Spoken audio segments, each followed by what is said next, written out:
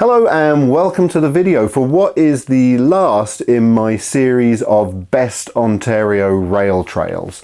And today's video is looking at all of those trails that came outside the top 10. Now, just because they're outside of my top 10 does not mean that they're not fantastic trails.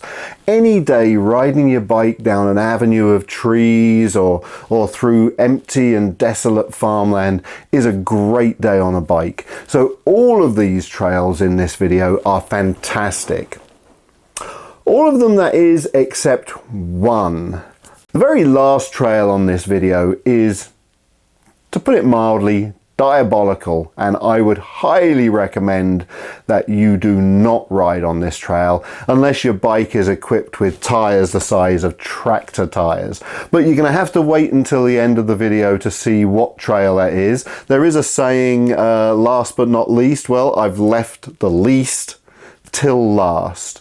Before I get into the video though, quite a few people ask me how I find the trails that I want to ride on. And I actually use this website, and you can see it has a map that shows all of the trails, and then I can click into each of those trails on the map and it gives me a lot more information. It tells me about trailheads and it gives me some of the features, and it even gives me feedback from other hikers or riders who have been on that trail. So I would highly recommend that you check out this website. I've left a link in the description below, and from it you can then look at the map and you can decide maybe which trails you want to have a crack at next year. Now, I've got an awful lot to get on with in this video. I'm just giving each trail a little segment, and so we're going to be rushing through, but hopefully from that you might be able to decide if there are any trails that I have on this video that you want to add to your list. So let's get on with it. There's no time like the present, and let's look at the first trail on my list. And these are in no particular order, apart from the last video. The first trail on my list is the Chippewa Rail Trail, and this starts in Hamilton and heads west, going through an industrial area first before heading out into farmland.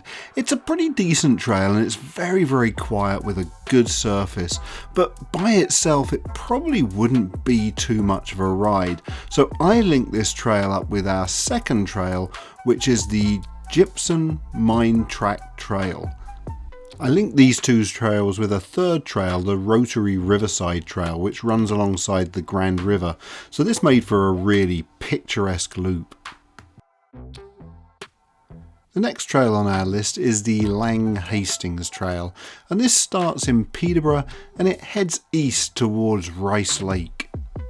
You get nice lake views around Peterborough and then further east, and the surface is pretty good and easy to ride. Although you're not too far away from major towns, you do get a real feeling of being isolated and out in the middle of nowhere. Maybe that's because it's such a quiet trail.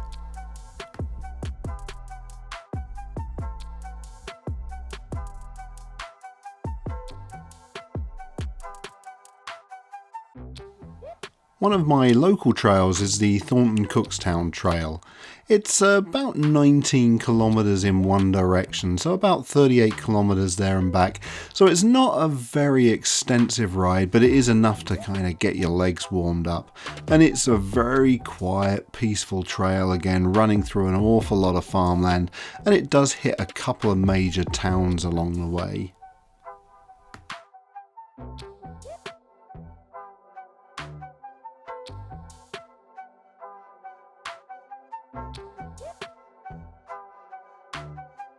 The Oro-Medonte Rail Trail is one of several trails that I'll feature that make up part of the Simcoe Loop Trail, which is a 160 kilometre bikepacking route.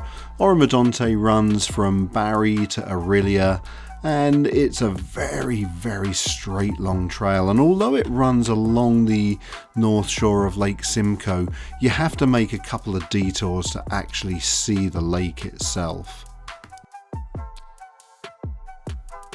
Another of the trails that makes up the Simcoe Loop Trail is the Uthoff Trail, which runs north from Orillia. This was an incredibly quiet trail. I'm not sure that I actually saw anybody along it. It's got a decent surface and it is well shaded for a lot of it.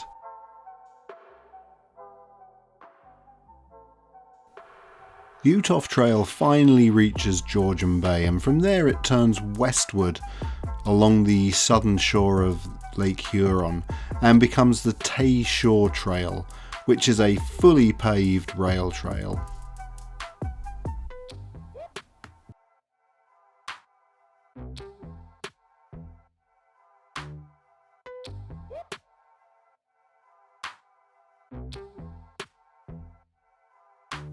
The Tiny Trail would probably challenge for the title of the best maintained trail I've ever ridden on. The surface is just fantastic. It's really, really well looked after. And although it doesn't really go through too many points of interest, it's still an absolute pleasure to ride on. And really, really quick.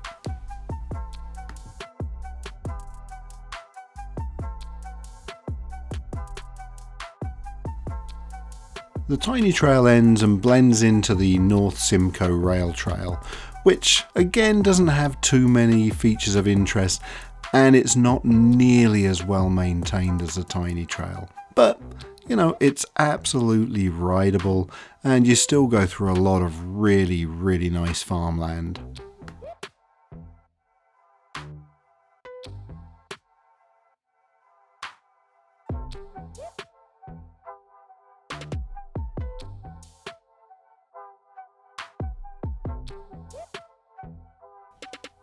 I rode the Elora Cataract Trail the opposite way round, from Cataract in the east to Elora in the west.